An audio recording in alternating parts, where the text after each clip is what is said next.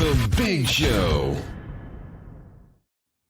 All right, so Greg, we've already talked about sort of the top tier quarterbacks, the tier 2 quarterbacks for the upcoming draft. We talked about the receivers. Let's hit the pause button.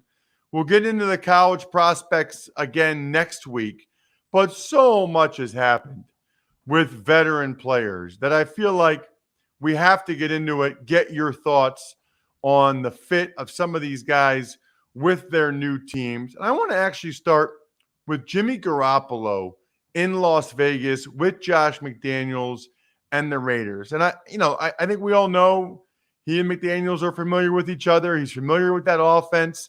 With his familiarity, Greg, do you look at this as an upgrade over Derek Carr at that position, a downgrade, or about neutral? Well, I think it's a good fit. That's the best way to look at it, because obviously they decided they didn't want Derek Carr. There could be many reasons for that. But I think Jimmy Garoppolo is a good fit in Josh McDaniels' offense. We know that they're familiar with one another, so the learning curve won't be steep. There's a lot of choice routes, option routes in the Josh McDaniels offense. I think Garoppolo is effective at that. He gets the ball out. He plays with a strong sense of timing and rhythm. I think bringing in Jacoby Myers will help as well. So I think it's a really good fit, given that for whatever reason, Josh McDaniels decided that Derek Carr was not his kind of quarterback. Upgrade is a relative term. They're looking for efficiency with their offense on a snap-to-snap, week-to-week basis. They obviously believed Carr, for whatever reason, did not give them that. And I think they believe, and I think there's some validity to it, that the style in which Garoppolo plays, nowhere near as physically gifted as Carr, but just stylistically and understanding maybe what Josh McDaniels really wants to get done and how to execute it, that they believe Garoppolo may be a better fit. Yeah, I guess I read Albert Breer's column where they did not think Derek Carr was a great culture fit. I always love ambiguous terms like that. I would love to know what exactly they mean by that. I guess I have to ask this question. You'll never know, Ross. No, I hate. That's why I strongly dislike terms like that. Yeah. Greg, you might not know the answer to this, and maybe I'm better equipped to answer this than you are. I don't know. But he's been in a different system now, Kyle Shanahan's system, for a while. So I guess I'll be curious to see, I'm sure he was in New England for so long that I guess it'll probably be like riding a bike and it'll come back to him. But he's been in San Francisco for a while now in a different offense. So I will be curious to see how quickly it all comes back to him. You know what I mean? Yeah, and you never know the answer to that, although I'm sure there are similarities. Don't forget that Josh McDaniels does use a fullback. They don't use one quite as much as the Niners use Kyle Juszczyk, which may be the highest percentage in the league, but they do use a fullback. I think the big question now for them is their run game. Is Josh Jacobs going to be back with them? How do they see their run game? Who will be the back if it's not Josh Jacobs? Because obviously last year they did run the ball a good percentage of the time and very effectively, as Jacobs led the league in rushing. So I'm sure there are a lot of conceptual similarities. And like I said, I think they feel that the way in which Garoppolo plays fits the way Josh McDaniels sees his offense. All right. It feels like, Greg, we know at some point, based on his comments yesterday, Aaron Rodgers is going to be the quarterback for the Jets this year. I'll get into my thoughts on that a little bit later, but they're going to work it out. My question is, there are people that believe that Aaron Rodgers still has the MVP caliber play in him. There are other people I could tell based on a tweet I had yesterday that say he's washed. You watched a decent amount of Packers football this past year, and Aaron Rodgers, which one is it? Is he washed? Is there still a lot there? What did you see from Aaron this past year? Well, first of all, we don't know if he's going to be with the Jets. There's a lot of time here, without getting into all the specifics of collective bargaining agreements and dates and all that. This could happen. This may not happen. Aaron Rodgers is not the general manager. His comments seem to indicate he believes he is, but he's not. So we'll see if this happens. I think that's an extreme on either side. I don't think Aaron Rodgers played as well last year as he had in previous years. Whether that's the beginning of a downturn, that's hard to say. But I don't think, I think his body is somewhat breaking down a bit. I don't think he moves quite as well. He certainly can throw a football, Ross. That's not the issue. So I don't think we specifically know the answer to that. If indeed he becomes a Jet, when you trade or sign a veteran quarterback who's played basically in one system his whole career, as a staff, you're basically playing his system. You're not teaching him a new system. I remember years ago a coach telling me that when Peyton Manning went to the Broncos, you're playing Peyton Manning's system. You're not coaching Peyton Manning in a new system. So if he does become a Jet, you will run what Aaron Rodgers essentially wants to run. That's what the Jets will do because that's what he's most comfortable with. That's how he will play at his best. But I don't think it's either one side washed, the other side he's great. I think there's a large mid-range in there. I agree. And I actually agree with what you said. I didn't notice a huge drop-off in him throwing the football, but it doesn't seem like he moved quite as well. I would agree with that. That's what the tape said. Yeah, I thought that's an interesting point by you, Greg. Two guys that might be starting quarterbacks this year, Greg, both signed yesterday, Baker Mayfield and Jacoby Brissett. I did think it was interesting. Jacoby Brissett got twice the money that Baker Mayfield got. They both signed $2 million 2-year deals. Brissett got $8 million for sure, base value. Baker Mayfield got $4 million base value. They both are going to compete with young guys, it looks like.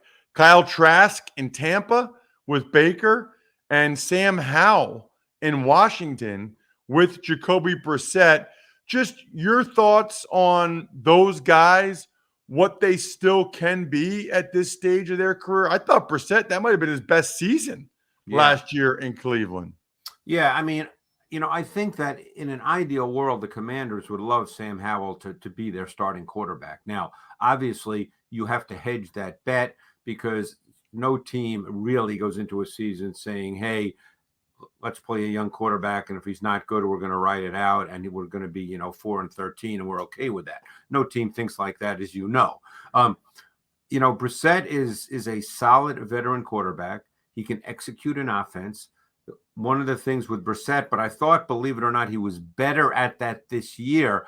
Brissett has always been a guy, to me, that's been risk averse. He's got a big arm, but he's a guy that was just not willing to turn it loose a lot. And therefore, he left a lot of throws on the field, Ross. Now, last year, I thought he was much more aggressive based on what he'd done earlier in his career. Now, he could well be the starting quarterback because you and I both know Washington is not thinking along the lines of, let's be a bad team and see what happens. Baker Mayfield, I think, was a good signing by Tampa. I know you keep reading that they like Kyle Trask. I remember watching Kyle Trask coming out of Florida. He put up big numbers. He's a pocket quarterback. He doesn't move particularly well. He does not have a big arm. His arm's okay. Does not have a big arm. Does not have a gun. And stylistically, many would say that kind of quarterback is very difficult to play with in today's NFL, particularly if your offensive line is in flux, which will be the case with the Bucs. So, Baker Mayfield has always thrown the ball well, always shown flashes of being a higher level NFL quarterback. I guess you and I don't know the reason specifically it has not worked out for Baker Mayfield. I don't know him personally. I don't know if you do, so I can't speak to anything about that. I know coaches that have coached him and say they really like him. So, I think that's a good signing, and my guess is he'll be the starting quarterback in Tampa. Very interesting. Very interesting stuff. So on the wide receiver front, Greg, I'm always fascinated by this. The Patriots let Jacoby Myers go to the Raiders. Yes. And then they signed Juju Smith-Schuster for essentially the same money. I mean, maybe a little bit less, but basically the same contract. Usually, Greg, New England, and I was there, they'd rather deal with, the guy they know. They re-signed a lot of guys, right? Over the years, Jonathan Jones, the corner they re-signed. They bring back a lot of their own guys. That's why when they let Jacoby Myers go but bring back Juju Smith-Schuster, that kind of makes me wonder a little bit. Can you compare those two players, Greg? I think that both healthy, both playing at their highest level, I think you'd say Smith-Schuster is probably a better receiver than Jacoby Myers. Smith-Schuster can line up outside. He can line up in the slot. Certainly Myers can do the same thing. But I think, Smith-Schuster's a bigger man. He's got a little more to him than Myers. Now, Myers, has played well in New England because they haven't had much else. But I think if you're just looking at the individual players, you'd rather have Smith-Schuster than Jacoby Myers. They would view that as an upgrade. Interesting. I know this. I talked to people in Kansas City. They loved him. Yeah. They wanted him back. They loved Juju in the locker room as a player, the way he practiced. They loved him. Yeah, no, and I don't know Jacoby Myers. I'm sure he's much of that as well in terms of competitiveness and approaching it the right way. But I think Smith-Schuster is just a better player. I was a little surprised by the Jets getting Allen Lazard. And I'm sure that has to do with Aaron Rodgers or whatever. But, I don't know. I thought their receivers with Garrett Wilson and Elijah Moore and even Corey Davis, I thought they were kind of pretty good at receiver. Your thoughts on the Jets bringing in Lazard? I think that was done just for Aaron Rodgers. I mean, there's nothing wrong with Lazard. I think he's a solid NFL receiver. But I think that was done clearly because of Aaron Rodgers. I don't think there's any question about that. I mean, the Jets want Aaron Rodgers. The Jets have a good team overall, and they're lacking a quarterback. And based on everything we read last year, it seems to me that, the Zach Wilson situation is clearly problematic. So who knows how that's going to play out. But the Jets believe they're going to get Aaron Rodgers. Whether that happens or not, we don't know. But I think that was done because of Aaron Rodgers, clearly. You know what I think is interesting, Greg? When I watched his highlights at BYU, Zach Wilson kind of reminded me of Aaron Rodgers a little bit. Like his ability to move around, and he would just flick his wrist and he'd make these awesome throws. I mean, I'm not saying Zach Wilson's going to be Aaron Rodgers. Obviously, the sample size early is very, very bad. But I kind of like that Zach Wilson, if it plays out this way, can sit behind Rodgers for a year, maybe two. And I guess what I'm saying, Greg, is I feel like Zach Wilson physically can do some of the things that Rodgers can do, which you don't say about many guys. No, and I think when he came out, obviously it was a couple of years ago, he was in the Trevor Lawrence draft. Most people I spoke to felt that Zach Wilson was the best thrower in that draft. Now, thrower and quarterback are two different things, as you know, Ross, but they felt that he was clearly the most gifted thrower of the football. Now, we know there's many other issues that are involved, just from what you read. I'm not there. I haven't spoken to people there, but clearly it hasn't worked out so far. But the talent level, just in terms of throwing a football, the ability to snap it off, the ability to move. Look, he has a live, loose arm. He's got athletic, light feet. The hope is he can still develop into an NFL quarterback. Curious. Let's talk a couple running backs, Greg. Curious your thoughts on the Eagles moving on from Miles Sanders. They bring in Rashad Penny, and man, every time, I know he doesn't play much, Greg, because he's been hurt a lot, but every time he plays, I'm like, that's a football player right there. And with the Eagles offensive line, if he stays healthy, he could have a huge year, I feel like. I know it's a big if, though. Yeah, they're a schemed run game, Ross. They're not going to spend a lot of money on a running back.